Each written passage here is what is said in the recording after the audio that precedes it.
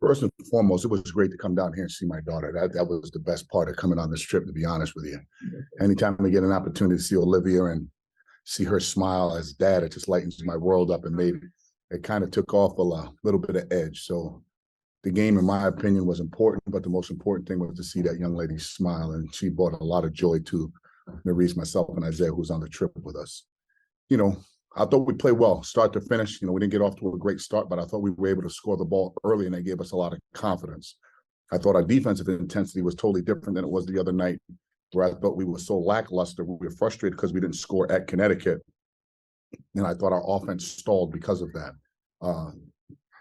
But give them credit as well. Coming in here, and you know, it's always a pleasure to come and see so many Friar fans here in the DC area.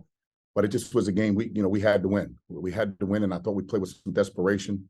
You know, we have an opportunity to finish the regular season off with 2 home games, which we've been pretty good at the crib. So hopefully we can go back to the crib and play well. And then Ed Croswell played probably his best game he's played for us here as a Friar. Just how far he's come when we got him.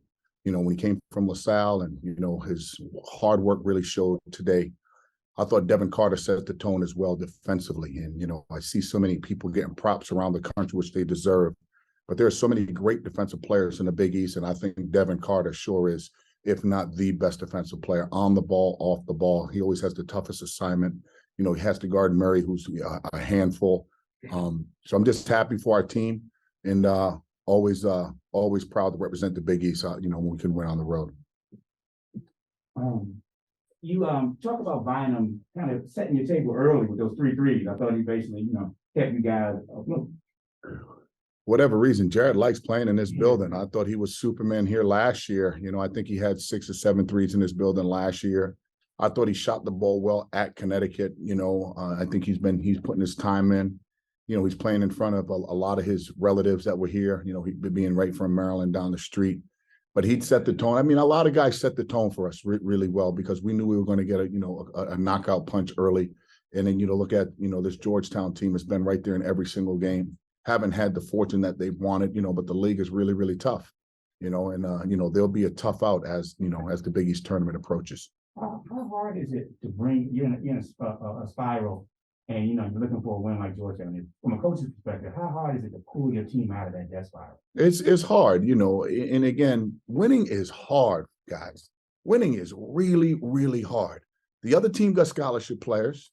The other team has coaches. The other team has expectation. So as much as we all want to win, now you got to execute that. And I hope all the fan bases around college basketball, this is going to be a winner and a loser. And, you know, you may want to win a little bit more, but sometimes it's a little bit of time, and it takes chemistry, it takes continuity, it takes patience, it takes a little bit of luck. And I think we've been very fortunate to have all of those. But winning is very, very hard. Obviously had a very balanced performance, but, you know, early on, with Hopkins getting 3 fouls in a span of 50 seconds, what had to happen after that? Did you talk to them, seniors to step up, or the, you know, veteran players step up?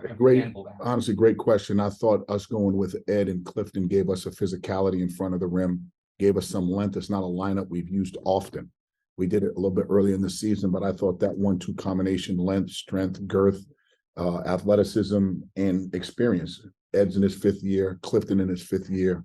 When we look around college basketball right now, because of COVID, we have 2 more years of having basically senior citizens playing on the court. I mean, you know, a lot of these teams are just old, and that experience shows this late in the season. And then do you have a normal rule, like, you know, 2 quick fouls, you take a guy out? Were you trying to get Bryce out, or how do you handle that normally? I think when you put rules, how many people follow the rules? Right? Not a lot in my house. I think I'm a rule follower only with it when it comes to the law. I follow my gut. My gut is my rule. And you got to trust your gut. You got to trust your team. You got to trust the individual players. Just because you have 2 fouls, you don't foul out until you get 5. So last time I checked, he had 3 fouls at the end of the game. So we had to get him out with 3. I don't know if I'll play him with 3 fouls with 16 minutes left to play in the game, but it's not a rule. I'm not a big rule guy with basketball. And you had already career highs in points and assists today. What was working for you? You know, me and Coach Battle spoke before the game, and he said just go out there and just play with energy. And I just wanted to make the right play every time I came down the court, just making the right reads and stuff like that. So I was just playing at an all-time high energy, smiling, having a good time on the court. So it just carried over and translated to points and assists. Coach, you had multiple like long stretches that were like 14-2, 15-5. Those things, what was working for you in those stretches that allowed you to not only on the offensive end score, but also on the defensive end prevent Georgetown from scoring?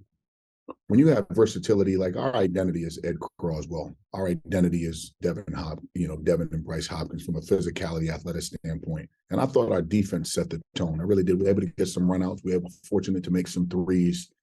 I thought it was more the defensive thing. And then instilling your young men with confidence. When you breathe confidence into players and you breathe confidence into individuals, they perform better than the actual person that they are when you tell them how important they are, how much you love them, how much it's important for them to smile, share, care.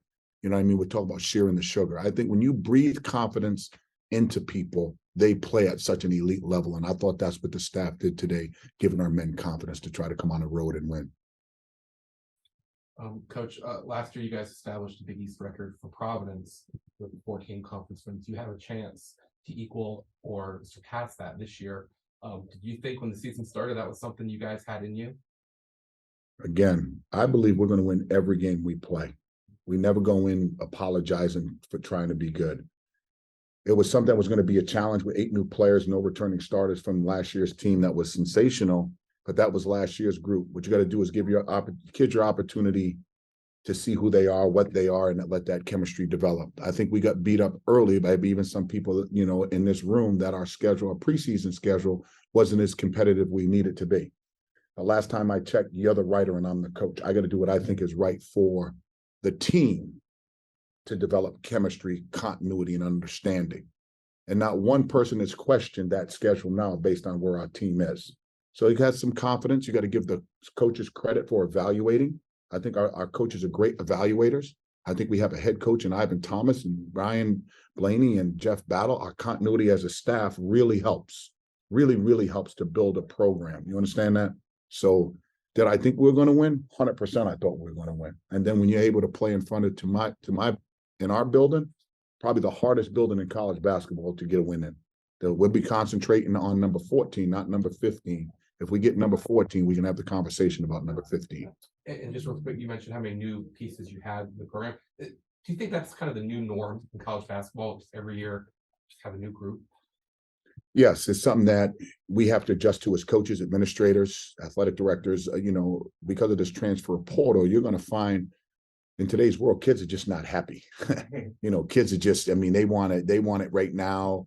If, they could play 35 minutes, they wanted 37 minutes. They took 20 shots, they want 24 shots. So, it's just what we have to adjust. You're not mad at them. It is what it is. But absolutely get used to that. You're going to find 6, 7, 8 new guys on every roster just about every single year. And you're going to see some of the blue bloods that are really young, that are playing against some old cats. They're in trouble. Any more questions? Appreciate you guys. Thank you.